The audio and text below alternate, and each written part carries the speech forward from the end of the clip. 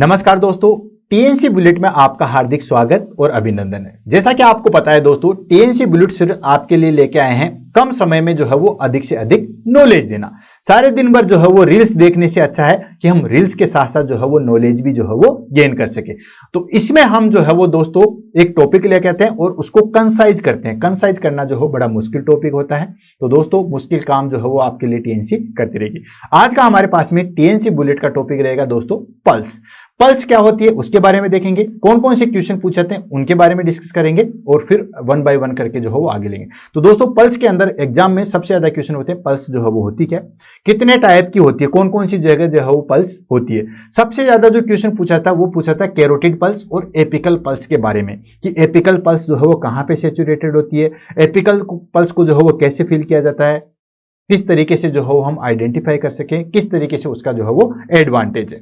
उसके बाद आता हमारे पास में पल्स प्रेशर, पल्स डेफिसिट और मीन आर्टेरियल प्रेशर। इनके बारे में जो है एग्जाम में क्वेश्चन पूछ रहे हैं, तो फटाफट जो है वो इनको स्टार्ट करते हैं और फिनिश करते हैं। तो दोस्तों अगर हम पल्स की बात करें तो टोटल हमारे पास में जो है वो 10 टाइप की पल्स जो है वो हम बेसिकली जो है वो यूज में लेते हैं। आपने जो है वो बहुत जगह पढ़ा भी होगा कौन कौन सी पल्स होती है। यहाँ पे टेम्पोरल होती है, देन कैरोटिड होती है, देन एपिकल होती है, देन ब्रेकियल होती है, देन उसके बाद जो है वो रेडियल होती है, कुछ जगह अल्नर भी जो है वो हम डिस्कस करते हैं। उसके बाद फीमोरल होती है, उसके बाद हमारे पास में पोप्टेल होती है, डोर्सल पेडिज होती है। ये सारी जो है हमारे पास में पल्स होती है। कहाँ कहाँ पे सैचुरेटेड होती है ये चीज आप जो है यहाँ पे देख सकते हो। सबसे पहले हमारे पास में यहाँ पे आ जाती है हमारे पास में दोस्तों टेम्पोरल पल्स। ठीक है, ये हो गए हमारे पास में कैरोटिड पल्स, उसके बाद brachial pulse, radial pulse, femoral pulse, popliteal artery पे pulse, posterior tibial pulse and dorsalis pedis pulse जो है वो होती है। पल्स हमें जब जो है वो कैसे फील होती है, तो दोस्तों लेफ्ट वेंट्रिकल जब कॉन्ट्रैक्शन करता है तो कॉन्ट्रैक्शन करने के टाइम पे क्या होता है कि ब्लड जो है वो आर्टरी के अंदर जाता है। अब जैसे ही ब्लड जो है वो आर्टरी के अंदर गया, देन उसके बाद जो है वो आर्टरी जो है वो एक्सपेंशन होता है। तो आर्टरी का एक्सपेंशन एंड रिकोलाई वो क्या कहलाता है दोस्तों, पल्स कहलाता है। अब आर्टरी के अंदर, हर आर्टरी के अंदर जो है वो एक्सपेंशन एंड रिकोलाई होता है, लेकिन हर जगह हम पल्स फील नहीं कर सकते। क्यों नहीं कर सकते? क्योंकि आर्टरी जो है वो दोस्तों डीप होती है, इसकी वजह से हम हर जगह पल्स फील नहीं कर सकते। आर्टरी जहां कहीं पे भी हमारे पास में ब्रोमीन प्रोमिनेंस एरिया को जो है वो कवर करके या उसको क्रॉस करके निकलती है, वहां पे हम पल्स को जो है वो फील कर सकते हैं। जैसे यहां पे जो है वो क्रॉस करके निकलती है, यहां पे हमारे पास में जो है वो क्रॉस करके निकलती है। तो जहां कहीं पे भी आर्टरी बोनी प्रोमिनेंस एरिया को कवर करके निकलेगी, वहां पे हमें पल्स जो है वो फील होती है दोस्तों। बाकी पल्स सब जगह जो है वो आर्टरी के अंदर जो है वो एक्सपेंशन एंड रिकोलाई जो है वो होता है। एग्जाम के अंदर जो सबसे ज्यादा क्वेश्चन पूछा था, एग्जाम के अंदर क्वेश्चन पूछा जाता है दोस्तों, एक तो कैरोटिड पल्स के बारे में, क्लियर है, और दूसरा पूछा जाता है हमारे पास में एपिकल पल्स के बारे में। तो फटाफट इनको जो है वो ले लेते हैं। तो स्टार्टिंग ऊपर से शुरुआत करते हैं। सबसे पहले आगे हमारे पास में दोस्तों एपिकल, सबसे पहले आगे हमारे पास में टेम्पोरल पल्स। जो हमारे पास में जो टेम्पोरल बोन है वहां पे हमारे पास में सैचुरेटेड होती है टेम्पोरल।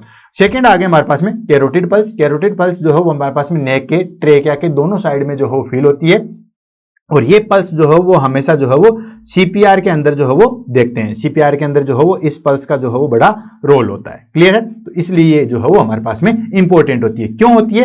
क्योंकि हार्ट के नजदीक जो है वो यही पल्स होती है, इसकी वजह से जो है हमारे पास में इंपॉर्टेंट होती है। जब हार्ट ब्लॉक हो जाता है या हार्ट काम करना बंद कर देते हैं तब हम सीपीआर देते हैं। तो सीपीआर के जो है वो हम सबसे पहले पल्स जो है वो कौन सी फील करते हैं, कैरोटिड पल्स फील करते हैं। तो ये एग्जाम में जो है वो क्वेश्चन पूछा जाता है। सेकंड आ जाता है हमारे पास में अपर लिम्ब पे। अपर लिम्ब पे कौन कौन सी होती है? सबसे पहले आगे ब्रेकियल पल्स। ये जो हमारे पास में जो एंटी क्यूबिटल फोसा है, जस्ट हमारे पास में एल्बो से ऊपर वहां पे लोकेटेड होती है दोस्तों, कौन सी? एंटी जो है वो ब्रेकियल पल्स। सेकंड आ जाता है हमारे पास में रेडियल पल्स। रेडियल पल्स जो हमारे पास में रिस्ट पे होती है, थंब साइड में जो है वो जो हमें फील कर सकते हैं इस साइड में। उसके बाद अल्नर पल्स, उसको जो है वो रिस्ट साइड में होती है, लेकिन ये जो है वो लिटिल फिंगर की साइड में होती है। रेडियल पल्स जो है वो थंब साइड में होती है, और अल्नर पल्स जो है वो हमारे पास में रेडियल साइड में होती है, या हमारे पास में जो हमारे पास लिटिल फिंगर है वहां पे होती है। उसके बाद लोअर लिम्ब में सबसे पहले आते हैं फीमोरल पल्स, जो कि ग्रोइन वाला एरिया है, वहां पे जहां पे फीमोरल आर्टरी जो है बाईपास होती है, वहां पे हम फील कर सकते हैं। नेक्स्ट आ जाता है हमारे पास में पोप्लेटल पल्स। पोप्लेटल पल्स हमारे पास में जो घुटना है, नी है, उसके जस्ट पीछे की साइड में जो है वो हमें सुनाई देती है। नेक्स्ट आता है पोस्टीरियर टिबियल पल्स। ये जो है हमारे पास में जो एंकल होता है वहां पे हमें फील होती है। और सबसे लास्ट आती है डोर्सल पेडिज पल्स, ये हमारे पास में जो टॉप ऑफ द फुट होता है वहां पे हमें फील होती है। और सबसे important pulse that is called apical pulse, सबसे ज्यादा एग्जाम में क्वेश्चन जो है वो एपिकल पल्स है। सारी पल्स को हम फील कर सकते हैं, सिर्फ एपिकल पल्स जो है उसको फील नहीं बल्कि जो है वो ऑस्कुलेट किया जाता है, नॉट पैल्पेट बट ऑस्कुलेट, यानी कि एपिकल पल्स को सुनने के लिए जो है वो हमें स्टेथोस्कोप की रिक्वायरमेंट होती है, बाकी पल्स को हम फील करके भी जो है वो सुन सकते हैं। अब एग्जाम में क्वेश्चन आता है कि एपिकल पल्स जो है वो कहां पे सैचुरेटेड होती है, तो दोस्तों एपिकल पल्स जो है हमारे पास में सीधा सीधा आपको है लेफ्ट साइड में होगा ही होगा। देन उसके बाद फिफ्थ इंटरकोस्टल स्पेस, याद रह जाएगा हमारे पास में fifth intercostal space mid clavicular line left side, ये आपको जो है वो याद रखना है, इतनी सी चीजें।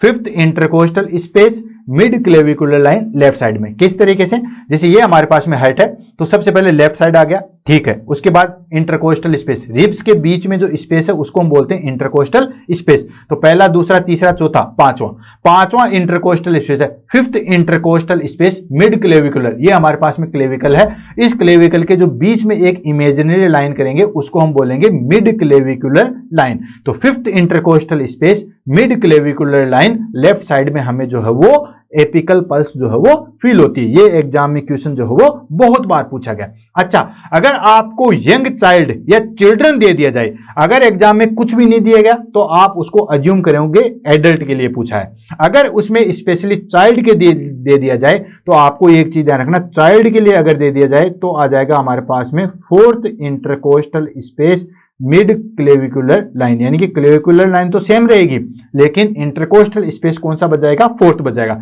याद करने का तरीका, बच्चे छोटे होते हैं तो 4 में खुश हो जाएंगे, आदमी बड़ा होता है तो फिर 5 में जो है वो खुश होगा।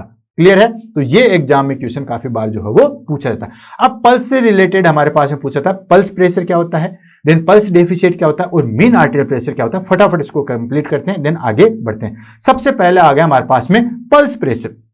तो दोस्तों पल्स प्रेशर क्या होता है, पल्स प्रेशर को समझने के लिए आपको 2 प्रेशर जो है वो समझने पड़ेंगे, जितने भी हमारे पास में पल्स से क्वेश्चन आएंगे उसके। एक होता है सिस्टोलिक ब्लड प्रेशर, एक होता है डायस्टोलिक। जब लेफ्ट वेंट्रिकल कॉन्ट्रैक्शन करता है और जो फोर्स लगाता है ब्लड को बाहर फेंकने के लिए वो होता है सिस्टोलिक ब्लड प्रेशर। सिस्टोल मतलब सिस्टोल कॉन्ट्रैक्शन, ठीक है, यानी कि ये दोनों चीजें हो, सिस्टोल बोल दो, कॉन्ट्रैक्शन बोल दो, ठीक है, या डीपोलराइजेशन बोल दो, ये सारी तीनों चीजें जो है वो एक ही। जैसे लेफ्ट वेंट्रिकल कॉन्ट्रैक्शन करेगा ब्लड जो है वो आर्टरी में जाएगा, उसको हम बोलते हैं सिस्टोलिक ब्लड प्रेशर, ये आपको बताइए। जैसे ही रिलैक्स हो जाएगा उसके बाद आर्टरी के अंदर कितना प्रेशर है वो होता है हमारे पास में डायस्टोलिक ब्लड प्रेशर, यानी कि डायस्टोल के टाइम पे कितना प्रेशर है वो हो गया डायस्टोलिक ब्लड प्रेशर।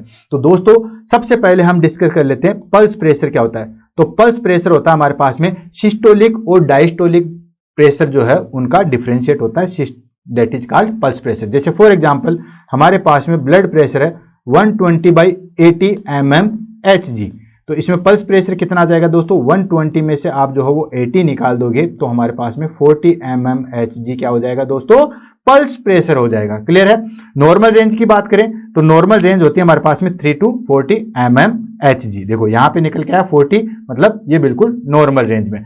कब बढ़ जाता है दोस्तों, हमारे पास में हाइपरटेंशन की कंडीशन में, एरोटिक रीगर्जिटेशन में या इंक्रीज स्ट्रोक वॉल्यूम में जो है वो हमारे पास में पल्स प्रेशर जो है वो इंक्रीज हो जाएगा। डिक्रीज कब हो जाएगा, जब ब्लड की वॉल्यूम कम हो जाएगी, हार्ट फेलियर हो जाएगा, शोक हो जाएगा, देन कंटिन्यूअस ब्लड लॉस हो जाएगा तो उसमें डिक्रीज हो जाएगा। सिंपल, ये हमारे पास में जो है वो क्लिनिकल सिग्निफिकेंस है। मुझे नहीं लगता इसके बाद आपको कोई डाउट होगा। पल्स प्रेशर नाम से पता चला, दोनों पल्स के बीच में जो है हमारे पास में डिफरेंस होता है, that is called pulse pressure. Difference between systolic and diastolic blood pressure, that is called pulse pressure. ये इसका जो है वो फॉर्मूला आ गया।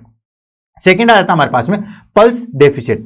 पल्स डेफिशिएट क्या होता है, डेफिशिएट का मतलब होता है डिक्रीज हो जाना। सिंपल वर्ड को पकड़ो, डेफिशिएट मतलब डिक्रीज हो जाना। तो दोस्तों जो हमारे पास में एक्चुअल पल्स कौन सी है, एपिकल पल्स है। जितनी बार हार्ट कॉन्ट्रैक्शन करेगा या जितनी बार ऐसे नोड जो है वो इंपल्स भेजेगा उतनी बार एपिकल पल्स जो है वो निकलेगी। तो एपिकल पल्स तो बन रही है लेकिन बाकी पल्स अगर सही तरीके से नहीं बन रही है तो एपिकल पल्स और पेरिफेरल पल्स, पेरिफेरल पल्स में सारी आ जाती है, पेरिफेरल मतलब दूर वाली, ये हो गए हमारे पास में, ठीक है, ये हो गए हमारे पास सेंट्रल पल्स जिसको हम एपिकल पल्स बोल रहे हैं। तो एपिकल पल्स और जो पेरिफेरल पल्स है उन दोनों के बीच का डिफरेंस क्या कहलाता है दोस्तों? पल्स डेफिशिएट कहलाता है। किस तरीके से? मान लो लेफ्ट वेंट्रिकल ने कॉन्ट्रेक्शन तो किया, देन एपिकल पल्स तो जनरेट हुई, लेकिन वो कॉन्ट्रेक्शन सही तरीके से नहीं हुआ। हम अगर रेडियल में चेक करेंगे तो वो हमें फील नहीं होगी।